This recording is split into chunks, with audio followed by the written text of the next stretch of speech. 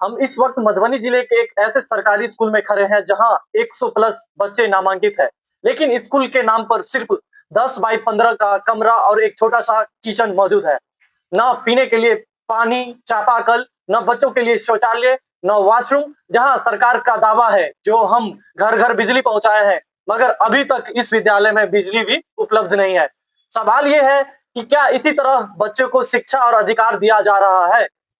आप कैमरे में डिस्प्ले पर देख सकते हैं, यही वो क्लासरूम है, यही वो 12 बाई 10 का कमरा है जहां अलग अलग कक्षाओं के बच्चे एक साथ बैठकर पढ़ाई करते हैं, एक साथ बैठकर पढ़ने के लिए मजबूर है। 100 से ज्यादा बच्चे, लेकिन बैठने की जगह सीमित, हवा और रोशनी की भी समुचित व्यवस्था नहीं। स्कूल में कुल 5 शिक्षक पदस्थापित हैं, लेकिन संसाधनों की कमी ने शिक्षा को मजाक बना के रख दिया है। इन बच्चों से जब हमने बात की तो किसी ने बताया कि जब प्यास लगते हैं तो हमको बाहर जाना पड़ता है, जब शौचालय के लिए हमको बाहर जाना पड़ता है तो बहुत ही ज्यादा शर्म आता है। और स्कूल का स्थिति देख सकते हैं, ना स्कूल पे कहीं बोर्ड लगा हुआ है, ना किसी तरह का रंग पेंटिंग या फिर किसी तरह की सुविधाएं नहीं है। बाहर में कूड़ेदान की तरह कचरा रखा गया है। शौचालय नहीं होने की वजह से बच्चों को खुले में जाना पड़ता है, खुले में जाने के लिए मजबूर है।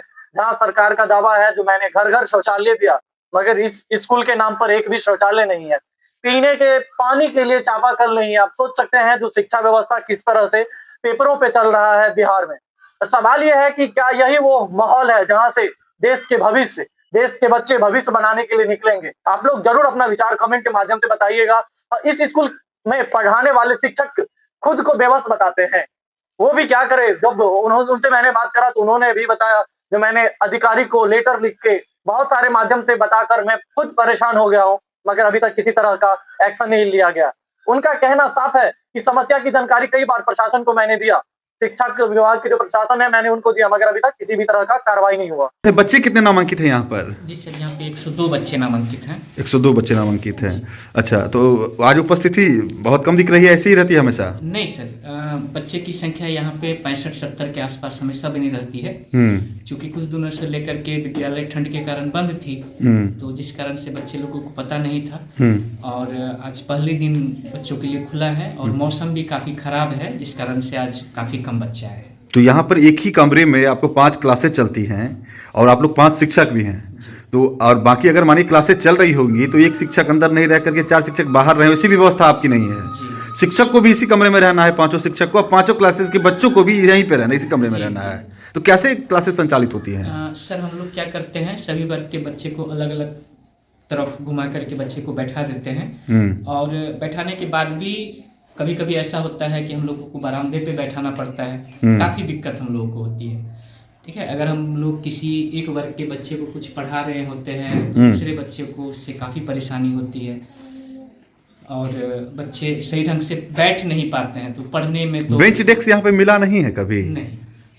बताइए, पहला स्कूल, मतलब बहुत कम ऐसे स्कूल अभी भी होंगे जहाँ पे बेंच डेस्क पे बच्चे बैठते नहीं हैं, बेंच डेस्क पे बच्चे पढ़ते नहीं हैं। तो कम से कम बेनीपट्टी के प्रशासनिक पदाधिकारियों को इस तरफ निगाहें देनी चाहिए कि आपके कार्य क्षेत्र में एक ऐसा स्कूल है यहाँ पर जहाँ पर अभी भी बच्चे बोरे पर पढ़ के बैठ रहे हैं। और एकमात्र ये भवन है, ये शायद पंचायत का जो पहले कुछ भवन बनता था वही है ना, पंचायत सामुदायिक भवन है। और इसकी स्थिति भी आप देखिए, इधर देखिए, पूरे रड इसका टूटा हुआ है और उसके किनारे गंदगी, कचरा वगैरह तमाम चीज़ें देखिए, कोई सुरक्षा की बात नहीं है। आप इस तरफ देख लेंगे तो देखिए एकमात्र ये बोर्ड है, इस बोर्ड पे क्या पढ़ाई होती होगी समझ लीजिए। और ये देखिए यहाँ पर पीछे मिट्टी रखा हुआ है, किसी का निजी भी हो सकता है। और वहाँ पर जो बारिश आती है तो पानी उसके अंदर आता है, मिट्टी उसके अंदर आता है। और यहाँ पे किसी भी खिड़की में जो पल्ले होते हैं वो नहीं लगे हुए हैं, ऐसे में सांप, कीड़े मकोड़े इत्यादि आएंगे ही आएंगे। और बच्चों की जान पर बन रहा है यहाँ पे ये स्कूल। जी देखिए, देखिए यहाँ पे दिख रहा है, देखिए सांप का पुआ जिसे बोलते हैं वो यहाँ पे लटका हुआ है। पूरे स्कूल के ना सिर्फ बच्चों की, शिक्षकों की भी जान आफत में है यहाँ पर। किस तरह का सिस्टम, एजुकेशन सिस्टम यहाँ पे है, कोलैप्स कर रहा है सिस्टम। बेनीपट्टी अनुमंडल के, बेनीपट्टी प्रखंड के मेघवन का यह नवसृजित प्राथमिक विद्यालय 1 to 5 क्लासेज है, यादव टोला का ये स्कूल है। ये देखिए, ना पंखा है ना बिजली है, तो बिजली नहीं है तो पंखा भी क्यों रहेगा भाई, ना बिजली है ना पानी, अब पीने के पानी की व्यवस्था यहाँ पर है क्या, सो बताइए।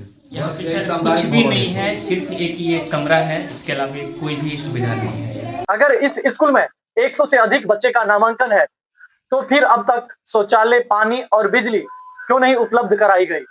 यह मेरा सवाल है। तो क्या शिक्षा विभाग सिर्फ कागजों में ही स्कूल चला रहे हैं या फिर जमीन पर भी स्कूल के लिए किसी तरह का कार्य हो रहा है?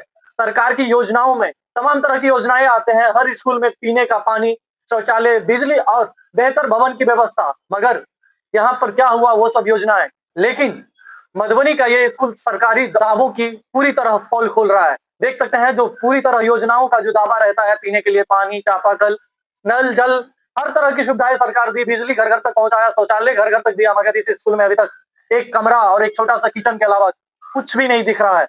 अगल बगल देखिए तो गड्ढा भरा पड़ा हुआ है, कहीं कूड़ेदान बना हुआ है तो कहीं टेंट का बांस रखा हुआ है। क्या छोटे छोटे बच्चे इनसे शिकार नहीं हो सकते हैं? इन पे गिर के उनका जान नहीं जा सकता है? कूड़ेदान में जहाँ कूड़ेदान बनाया जाता है, अलग अलग पंचायतों में हर जगह बनाया गया, स्कूल में छोटे छोटे बच्चे के जगह पर कूड़ेदान बनाया गया, वहां पर बीमारियां नहीं हो सकते हैं बच्चों को? जहां बच्चे भविष्य बनाने के लिए आते हैं वहां भविष्य अंधकार में धकेला जा रहा है। जहां एक और सरकार शिक्षा की गुणवत्ता की बात करती है, मधुबनी का ये स्कूल बुनियादी सुविधाओं के बिना किसी तरह चलाया जा रहा है, जो आप लोग विजुअल के माध्यम से देख सकते हैं। सवाल सिर्फ एक स्कूल का नहीं है, सवाल पूरे सिस्टम का है। 100 प्लस बच्चों का भविष्य जो अंधकार में धकेल रहे हैं। क्या हर क्लास के बच्चे एक साथ कैसे पढ़ाई कर सकते हैं? ये भी सबसे बड़ी सवाल उत्पन्न होती है। हर क्लास के अलग अलग बच्चे एक साथ बैठते हैं, शिक्षक कैसे पढ़ाते होंगे? एक क्लास की पढ़ाई दूसरे क्लास के बच्चे को कान में गूंजता होगा, दूसरे क्लास के बच्चों को तीसरे क्लास के बच्चों को कान में गूंजता होगा। पढ़ा रहे होंगे थर्ड क्लास के चैप्टर और बच्चे के कान में फर्स्ट क्लास के चैप्टर जाता होगा। कैसे बच्चे, ये एक छोटी सी कमरा में 100 से अधिक बच्चे पढ़ाई कर रहे हैं? सबसे बड़ी सवाल ये खड़ा हो रहा है। मेरा डायरेक्ट शिक्षा विभाग से ये सवाल है, जब स्कूल में 100 से अधिक बच्चे हैं तो भवन कहाँ गया? भवन क्यों नहीं बना? शौचालय और पानी की व्यवस्था किसके जिम्मे है? निरीक्षण कब हुआ और रिपोर्ट में क्या लिखा गया? बच्चों की सुरक्षा की जिम्मेदारी कौन लेगा? ये सबसे बड़ी मेरा 3-4 पॉइंट जो शिक्षा विभाग से डायरेक्ट सवाल था। अब देखना ये होगा कि इस रिपोर्ट के बाद प्रशासन जागता है या फिर ये स्कूल भी फाइलों में सुविधाओं की लैस बना रहेगा। मधुबनी से ऋतिक झा की रिपोर्ट।